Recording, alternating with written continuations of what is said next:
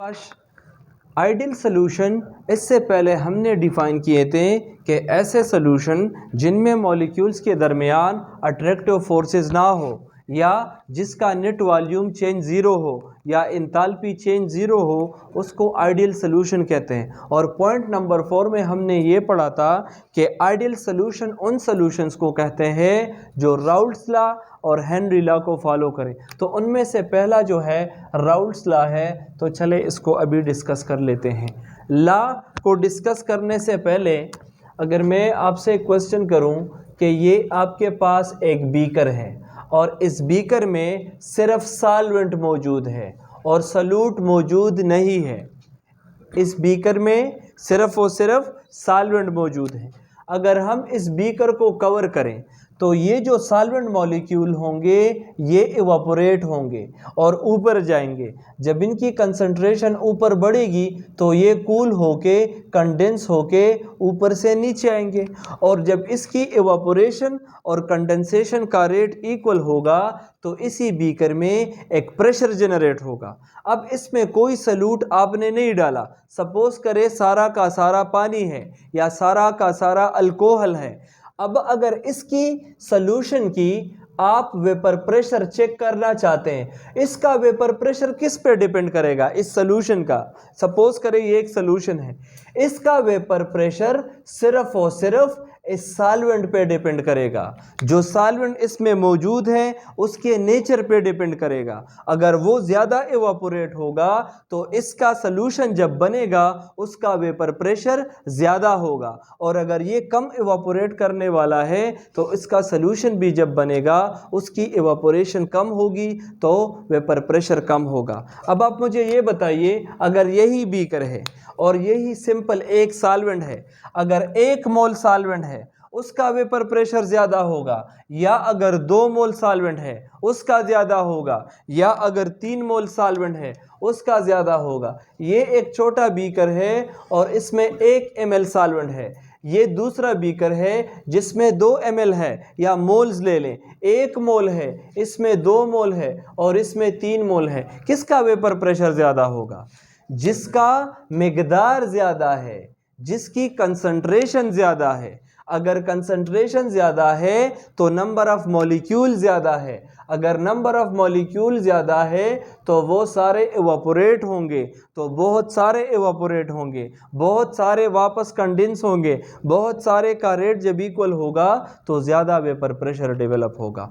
तो राउल्ट्स ने इसी पे काम किया है। राउल्ट्स कहता है कि जब कोई आइडियल सोल्यूशन हो जिसके अंदर अट्रैक्टिव फोर्सेस ना हो तो उस सॉल्यूशन का जो वेपर प्रेशर है वो सॉल्वेंट पे डिपेंड करता है और इसके मोल फ्रैक्शन पे डिपेंड करता है। किसी भी आइडियल सॉल्यूशन का प्रेशर उस सॉल्वेंट के अपने प्रेशर पे डिपेंड करता है और उसके अलावा उसके मोल फ्रैक्शन पे, यानी उसके कितने मोल्स इस कंटेनर में गिवन है, इस पे डिपेंड करता है। इसी बात को अगर हम मैथमेटिकल लैंग्वेज में कन्वर्ट करें तो हम कहते हैं किसी भी आइडियल सॉल्यूशन का जो प्रेशर है that is directly proportional to mole fraction of solvent. अगर सॉल्वेंट ज़्यादा है तो आपके पास मोल फ्रैक्शन ज़्यादा होगा, अगर सॉल्वेंट कम है तो मोल फ्रैक्शन क्या होगा? उसका कम है ना। तो हम कहते हैं उसके मोल फ्रैक्शन पे डिपेंड करता है। x1 को हमने सॉल्वेंट का मोल फ्रैक्शन कंसिडर किया है। अब देखिए, अगर आप प्रोपोर्शनलिटी हटाते हैं तो कोई कांस्टेंट लेकर आते हैं और वो कांस्टेंट है P0, यानी सॉल्वेंट का अपना वेपर प्रेशर। तो इस स्टेटमेंट को नीचे आप ऐसे डिफाइन करें कि किसी आइडियल सॉल्यूशन का जो वेपर प्रेशर है that depends upon vapour pressure of solvent और into mole fraction of solvent. कि किसी भी आइडियल सॉल्यूशन का जो प्रेशर है वो उस सॉल्वेंट के अपने प्रेशर और उसके अपने मोल फ्रैक्शन पे डिपेंड करता है। अगर उसी सॉल्वेंट का वेपर प्रेशर ज़्यादा है और मोल फ्रैक्शन भी ज़्यादा है तो उस सॉल्यूशन का वेपर प्रेशर ज़्यादा होगा। अगर उस सॉल्वेंट का अपना वेपर प्रेशर कम है और उसके मोल्स भी कम है तो सॉल्यूशन का वेपर प्रेशर कम होगा। अगर ये स्पिरिट है तो स्पिरिट का अपना जो सॉल्वेंट है उसका अपना वेपर प्रेशर ज़्यादा है, और अगर उसके मोल्स भी आपने ज़्यादा रखे हैं उसका प्रेशर ज़्यादा होगा। अगर आपके पास हनी है और हनी में अट्रैक्टिव फोर्सेस हैं उसका अपना प्रेशर भी कम होगा, और अगर मोल ज़्यादा भी है तब भी उसका वेपर प्रेशर कम होगा। अब देखें, अभी हमने पढ़ा कि मोल फ्रैक्शन ऑफ सॉल्यूट और सॉल्वेंट जो है वो 1 के इक्वल है। अगर हम ऐसे करें कि इस सॉल्वेंट की वैल्यू मालूम करें तो देखें x1 की अगर आप वैल्यू मालूम करते हैं तो x2 को आप राइट पे शिफ्ट करें। तो हमने जब इसको राइट पे शिफ्ट किया है तो ये आया है 1 माइनस x2।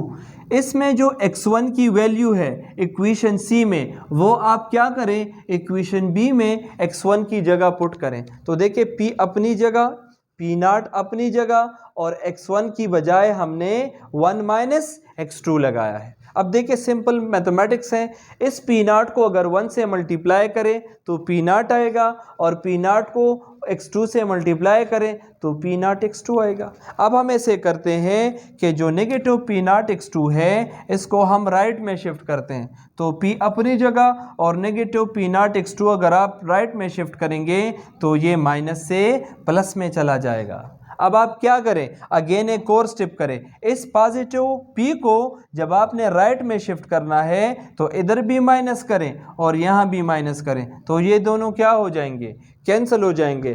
तो पी नॉट x2 बराबर हो जाएगा पी नॉट माइनस पी। इस तरह से देखिए ये पी नॉट x2 बराबर होगा पी नॉट माइनस पी। तो आप ऐसे भी कह सकते हैं कि पी नॉट माइनस पी बराबर है पी नॉट x2 के। इधर देखिए इससे हम एक जर्नलाइज फॉर्म बनाएंगे। अब देखिए P not minus P delta P के इक्वल है चेंज इन वेपर प्रेशर, और ये आपके पास अपनी जगह पी नॉट x2। तो अब देखें इसका एक मतलब है, इसका ये मतलब है अगर आपके पास आइडियल सॉल्यूशन है, क्या है आपके पास आइडियल सॉल्यूशन है और उसमें सिर्फ और सिर्फ सॉल्वेंट है और उसके मोल्स हैं, तो सॉल्यूशन का सारा प्रेशर इस सॉल्वेंट के नेचर पर और इसके मोल्स पे डिपेंड करता है। मगर अगर इसमें आप सॉल्यूट ऐड करें तो क्या होगा, अगर इसमें आप चीनी ऐड करें, नमक ऐड करें, उसके साथ क्या हो जाएगा। अब देखिए अगर खुला कंटेनर है और उसमें सॉल्यूट नहीं है, इधर देखिए अगर खुला कंटेनर है इसमें सारे के सारे ग्रीन डॉट जो है ये सॉल्वेंट के मॉलिक्यूल हैं तो ये जल्दी इवापोरेट करते हैं। लेकिन जब आपने सपोज नमक डाला है तो ये सोडियम है और ये क्लोरीन है। अब इस सॉल्वेंट के मॉलिक्यूल इसके इर्द गिर्द जमा हो जाएंगे और इनको अट्रैक्ट करेंगे, तो अब ये ज़्यादा इवापोरेट नहीं होंगे। इसके एडिशन की वजह से, इस सॉल्यूट के एडिशन की वजह से सॉल्वेंट का वेपर प्रेशर क्या हो जाएगा, कम हो जाएगा, उसमें चेंज आ जाएगा। तो हम कहते हैं जब ओरिजिनल सॉल्वेंट हो और उसमें हम सॉल्यूट ऐड करें x2, उसके साथ उसका ओरिजिनल वेपर प्रेशर कम हो जाएगा, तो इसलिए हमने ओरिजिनल से P को माइनस किया है। P प्रेशर की वो वैल्यू है जब आप सॉल्यूट ऐड करें इसके साथ वो कम हो जाती है। तो हम कहते हैं कि जब भी आप x2 सॉल्यूट ऐड करें किसी आइडियल सॉल्यूशन में और वो उसको अट्रैक्ट करें वो सॉल्वेंट मॉलिक्यूल सॉल्यूट को, तो चूंकि जो वेपर प्रेशर होगा अब वो कम हो जाएगा, वो सॉल्वेंट एवापोरेट नहीं होगा। तो जो चेंज आएगा वो किस पे डिपेंड करता है, चेंज डिपेंड करता है नेचर ऑफ सॉल्वेंट पे। अगर सॉल्वेंट सॉल्यूट को ज़्यादा अट्रैक्ट करता है तो प्रेशर में ज़्यादा कमी आएगी, और अगर सॉल्वेंट किसी सॉल्यूट को कम अट्रैक्ट करता है तो उसमें चेंज कम आएगा। और उसके अलावा सॉल्यूट के मोल फ्रैक्शन पे भी डिपेंड करता है। अगर आप 1 मोलर सॉल्यूशन में 1 मोल चीनी डाल दें तो वेपर प्रेशर कम हो जाएगा, अगर 2 मोल डाल दें और भी कम हो जाएगा, अगर 3 मोल डाल दें तो और भी कम हो जाएगा। तो ये जो प्रेशर में कमी आएगी 2 चीज़ों पे डिपेंड करता है, इस सॉल्वेंट के नेचर पे और जो आप सल्यूट ऐड करते हैं उस पे। अगर ज़्यादा सल्यूट ऐड करते हैं तो आइडियल सॉल्यूशन के प्रेशर में ज़्यादा चेंज आएगा, और अगर कम ऐड करते हैं तो कम चेंज आएगा। मगर आइडियल सॉल्यूशन एग्जिस्ट ही नहीं करता, सारे सॉल्यूशन यही प्रॉपर्टीज़ शो करता है। अब देखिए, अगर आपने x2 को फाइंड करना है तो आप क्या करें, पी नॉट को दोनों साइड पे डिवाइड करें। इसको कहते हैं लोअरिंग ऑफ वेपर प्रेशर।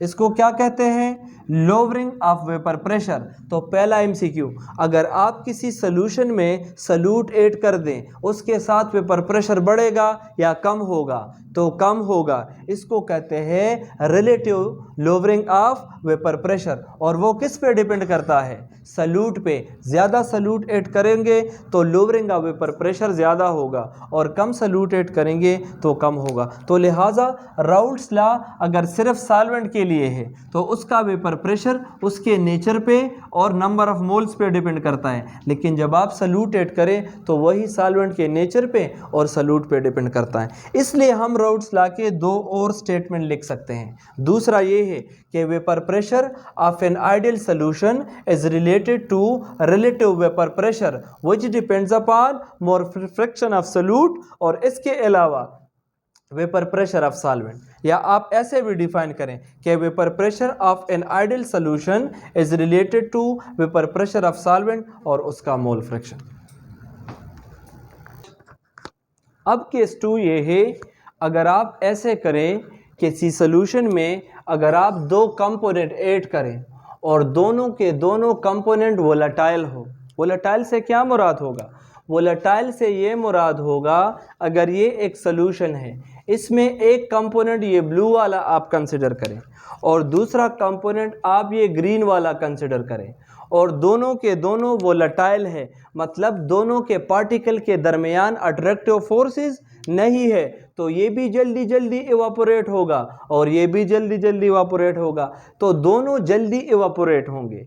तो अगर 2 चीज़ें आपने सोल्यूशन में डाली है, अगर आपके पास सपोज वाटर मॉलिक्यूल है, उसमें आपने अल्कोहल भी डाला है और स्पिरिट ऑफ अमोनिया भी डाला है, और दोनों का नेचर चेक करते हैं कि इस पानी का जो सॉल्वेंट है अगर उसमें हम 2 सॉल्यूट डाल दें, एक अमोनिया दूसरा सपोज अल्कोहल, उससे उसके वेपर प्रेशर पे क्या असर पड़ेगा, तो उसके लिए ये केस 2 अभी हमने पढ़ना है। तो हम कहते हैं अगर किसी सॉल्यूशन में 2 कंपोनेंट है तो दोनों एवापोरेट होंगे, दोनों इस सॉल्यूशन में एक दबाव क्रिएट करेंगे, वो दबाव दोनों पे डिपेंड करता है और वो इसके सम के इक्वल होगा। जितना प्रेशर ये एग्जीक्यूट करता है और जितना ये करता है, दोनों के वेपर प्रेशर पे डिपेंड करता है। अब देखिए, अभी हमने पढ़ा कि अगर एक कंपोनेंट है उसका वेपर प्रेशर उसके अपने ओरिजिनल प्रेशर पे यानी नेचर पे डिपेंड करेगा और उसके अलावा उसके मोल फ्रैक्शन पे डिपेंड करेगा। अगर ये ग्रीन वाला बी कंपोनेंट है, इसका जो प्रेशर इस सोल्यूशन में है इसके नेचर पे डिपेंड करता है और उसके अलावा इसके मोल फ्रैक्शन पे डिपेंड करता है। अब दोनों की जो वैल्यूज़ हैं इस इक्वेशन नंबर 1 में पुट करें तो total pressure of solution for both the volatile component is equal to P naught of A and to X A और P naught of B and to X B. P naught of A mean कि उसका अपना pressure और उसका अपना mole fraction, और B का अपना प्रेशर सॉल्वेंट का और उसका अपना प्रेशर। अब देखिए, अभी हमने पढ़ा था कि दोनों के मोल फ्रैक्शन जब आप जमा करें वो 1 के इक्वल हैं, तो अगर हम XA और XB को जमा करें वो भी 1 के इक्वल होगा। अगर हम XA के लिए ये इक्वेशन सॉल्व करें तो XB को आप राइट में शिफ्ट करें तो 1 माइनस XB हो जाएगा। ये वैल्यू अगर हम उठा लें और इसको इक्वेशन 2 में पुट करें इसमें इस XA की जगह, तो ये बन जाएगा total pressure would be equal to P naught of A और XA की बजाय 1 माइनस XB और पी नॉट ऑफ B और XB अपनी जगह। ये हम इसी तरह से ही सॉल्व करते हैं, लेकिन यहाँ 2 कंपोनेंट्स हैं। अच्छा, तो अगर हम ये टोटल प्रेशर PA0 के लिए या इसके लिए कैलकुलेट करें तो अब देखें, अगर इस पी ए नॉट को आप 1 से मल्टीप्लाई करेंगे तो अगेन पी ए नॉट आएगा, और इसको जब आप इसके साथ मल्टीप्लाई करें तो ये आ जाएगा पी नॉट एक्स बी, और ये अपनी जगह। अब देखिए इस इक्वेशन को हम थोड़ा सा आसान बनाने के लिए अरेंज करते हैं। अरेंज जैसे करें, ये क्वांटिटी पॉजिटिव में है, इसको मैं राइट में शिफ्ट करता हूँ तो कोई प्रॉब्लम नहीं पड़ता, और ये आ जाएगा minus P nought A X B, और ये जो है पी नॉट ए और ये एक्स बी अपनी जगह। अब देखिए इसको मैं इसलिए अरेंज कर रहा हूँ ताकि हम सिंप्लिसिटी के लिए इससे आसान इक्वेशन बना सकें। अब इस इक्वेशन को भी दोबारा हम अरेंज कर लेते हैं, इसको यहाँ पे शिफ्ट करते हैं, और इस पॉजिटिव जो टर्म है इसको हम यहाँ शिफ्ट करेंगे, तो ये पॉजिटिव वाला और ये नेगेटिव टर्म। अब इन दोनों में एक्स बी कॉमन है, तो अगर हम एक्स बी कॉमन ले ले, ये आ जाएगा P not B minus P nought A, और ये अपनी जगह।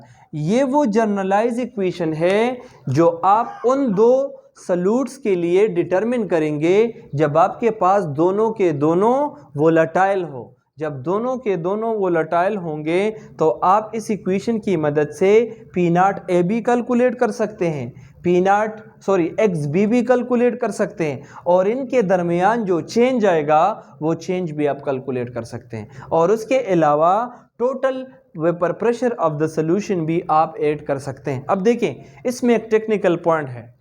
टेक्निकल पॉइंट ये है, अगर आपसे मैं ये पूछूं कि ये आपके पास एक सॉल्यूशन है और इसमें आप दो चीज़ें ऐड करें, या एक्स ए ऐड करें और या एक्स बी ऐड करें।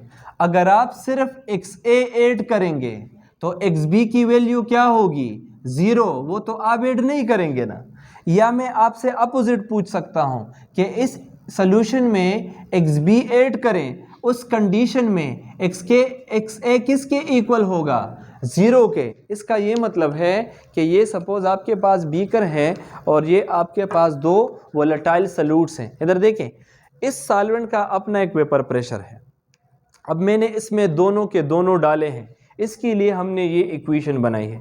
अगर मैं आपसे कहूँ कि इस सॉल्यूशन में एक वोलेटाइल कंपोनेंट ऐड करें तो दूसरा 0 के इक्वल होगा ना, दूसरा आप ऐड नहीं करेंगे। और अगर आप इसको ये ऐड करें तो अब ये क्या है? ये 0 है। अगर ये सॉल्वेंट है, इसमें आप पहला वोलेटाइल कंपोनेंट ऐड करें, इस सॉल्यूशन का वेपर प्रेशर इस पे डिपेंड करेगा, इस पे नहीं करता तो ये 0 है। और अगर आप ये ऐड करें, अब इस पे डिपेंड करता है और ये 0 है। तो हमने कंडीशन लिया है, अगर एक्स ए 0 किया जाए और इस सॉल्यूशन में सिर्फ एक्स बी गिवन हो, तो जहां भी एक्स बी है आप एक्स बी की जगह क्या लिखें? 0 लिखें। तो देखिए ये इक्वेशन बन जाएगा P T is equal to X B की जगह 0 और ये P not B minus P nought A और प्लस पी नॉट ए किसके इक्वल होगा? हाँ, ये सारा टर्म किसके इक्वल हो जाएगा? वेल डन, शाबाश, 0 के, और ये पी नॉट ए के इक्वल हो जाएगा। इस तरह अगर आप दूसरे के लिए करें तो ये दूसरे के लिए 0 हो जाएगा, जो मैंने नीचे लिखा है। इसका सिंपल ये मतलब है, अगर एक्स ए 0 है तो एक्स बी की एडिशन हुई है, और अगर एक्स बी 0 है तो एक्स ए की एडिशन हुई है। इसका मतलब ये है कि अगर आप कोई भी वोलेटाइल कंपोनेंट ले लें, सपोज करें, यही कंडीशन दोबारा पढ़ लेते हैं कि हमने कोई सॉल्यूट इसमें से डाला है, उस सॉल्यूट से इसके ओवरऑल वेपर प्रेशर पे क्या असर पड़ेगा, तो ये हमें ये सारे इंफॉर्मेशन प्रोवाइड करता है। इसमें जो पहली सिचुएशन है वो ये है कि अगर इक्वेशनली पूछा जाए कि ये 0 है तो इसकी वैल्यू क्या होगी। तो देखिए इक्वेशन आपके पास मौजूद है, आप क्या करें, इक्वेशन में वैल्यूज पुट करें। इन्होंने कहा है कि एक्स ए 0 है तो एक्स बी अपनी जगह और पी नॉट बी अपनी जगह, सही है ना, और ये माइनस पी नॉट ए। अगर ए 0 है तो बी मैक्सिमम होगा, और अगर बी 0 है तो ए मैक्सिमम होगा। तो आप इससे कैलकुलेट कर सकते हैं। अगर बी 0 है, पहले ये कर लेते हैं, अगर टोटल प्रेशर आपने कैलकुलेट करना है और एक्स बी 0 है तो P not B minus P naught A और प्लस पी नाट ए। तो एक्स बी की वैल्यू आप पुट करेंगे क्या 0, और इसके साथ अगर ये मल्टीप्लाई होगा तो अगेन 0 होगा। तो हम कहेंगे कि जो टोटल प्रेशर है वो पी नाट ए पे डिपेंड करता है। अगर आपने एक्स ए के लिए अब कैलकुलेट करना है एक्स बी के लिए, तो ये इक्वेशन आपने थोड़ा सा चेंज करना होगा। यहाँ एक्स ए के बजाय एक्स बी के बजाय एक्स ए लिखना होगा, और ये हो जाएगा पी नाट बी और ये पी नाट ए, और ये इसका उलट होगा, यहाँ पी नाट ए है तो यहाँ पी नाट बी होगा। इधर आप एक्स ए 0 पुट करेंगे तो ये सारा 0 के इक्वल हो जाएगा, और ये पी नाट बी पे डिपेंड करेगा। तो ये दो सिचुएशन आपसे पूछे जा सकते हैं। जो राउल्ट्स लॉ है फॉर टू वोलेटाइल कंपोनेंट, अगर इसको ग्राफिकली कंक्लूड किया जाए, इसका ये मतलब है अगर आपके पास कोई सोल्यूशन है उसमें दो कंपोनेंट्स है, दोनों वोलेटाइल है, एक ए है और दूसरा बी है, लेकिन ए थोड़ा सा ज़्यादा वोलेटाइल है। इधर देखिए, ए थोड़ा सा ज़्यादा वोलेटाइल है और बी थोड़ा सा कम वोलेटाइल है। समझ आ रहा है? अगर ये सपोज करें स्पिरिट ऑफ अमोनिया है और दूसरा आपके पास हम सपोज करें कि वाटर है, तो चूँकि स्पिरिट ऑफ अमोनिया ज़्यादा वोलेटाइल है तो उसकी वेपर प्रेशर थोड़ी सी ज़्यादा होगी। तो देखिए, अगर इस टोटल सोल्यूशन का आप वेपर प्रेशर मालूम करें तो वो इस और इसके प्रेशर को जब हम जमा करेंगे उससे आएगा। तो ये वो टोटल प्रेशर है जो ब्लैक लाइन है इस ग्राफ में, जो कि पी नाट ए और पी नाट बी का बराबर है। और ये स्ट्रेट लाइन नहीं है। क्यों स्ट्रेट लाइन नहीं है? ये इस तरह क्यों नहीं है? क्योंकि ए थोड़ा सा ज़्यादा वोलेटाइल है। अगर ये दोनों ए भी वोलेटाइल होता और बी भी सेम नेचर का वोलेटाइल होता, दोनों सेम होते, तो तब ये ग्राफ स्ट्रेट होता। तो क्या ये आइडियली पॉसिबल है? नहीं। इस तरह कोई भी दो सॉल्यूशंस नहीं हो सकते, दो सॉल्वेंट नहीं हो सकते कि उनका वेपर प्रेशर एग्जैक्टली सेम हो, क्योंकि दोनों का नेचर डिफरेंट होगा। एक अल्कोहल है, दूसरा ईथर है, दोनों का नेचर डिफरेंट है। एक अल्कोहल है, दूसरा वाटर है, दोनों का नेचर डिफरेंट है। इस तरह तो नहीं होता कि एक भी सेम इथेनॉल है, दूसरा भी सेम इथेनॉल है, फिर तो वो सेम सॉल्वेंट है। तो इसलिए ये ग्राफ में पहली जो लाइन है ये स्ट्रेट नहीं है। अब हमने ये कंसिडर किया है कि जो ए कंपोनेंट है वो ज़्यादा वोलेटाइल है और जो बी कंपोनेंट है वो कम वोलेटाइल है। तो यहाँ पे हमने ए की कंपोजिशन लिखी है फ्रॉम 1 to 100 और यहाँ पे इसकी कंपोजिशन है फ्रॉम 1 to 100। अब इधर देखिए, अगर ए के मोल फ्रैक्शन 0 है तो वेपर प्रेशर भी 0 होगा, लेकिन जब हम मोल बढ़ाएंगे तो वेपर प्रेशर क्या होगा? बढ़ेगा ना। अब इस बी के लिए, अगर बी के मोल्स आपके पास 0 है, ये देखिए सपोज 0 से आप स्टार्ट करें, ये मैंने 1 लिखा है 0, तो इसके वेपर प्रेशर कम है। ये जो एक्सेस है ये वेपर प्रेशर को डिपेंड करता है, रिप्रेजेंट करता है, और ये कंपोजिशन को, किस चीज़ को? कंपोजिशन मीन कि दोनों का मोल फ्रैक्शन क्या है। अब देखिए, अगर बी 0 है तो ये यहाँ से स्टार्ट है, लेकिन जैसे ही B 1 molar 2 molar 3 4 mole fraction जितना बढ़ेगा उसका वेपर प्रेशर भी बढ़ेगा।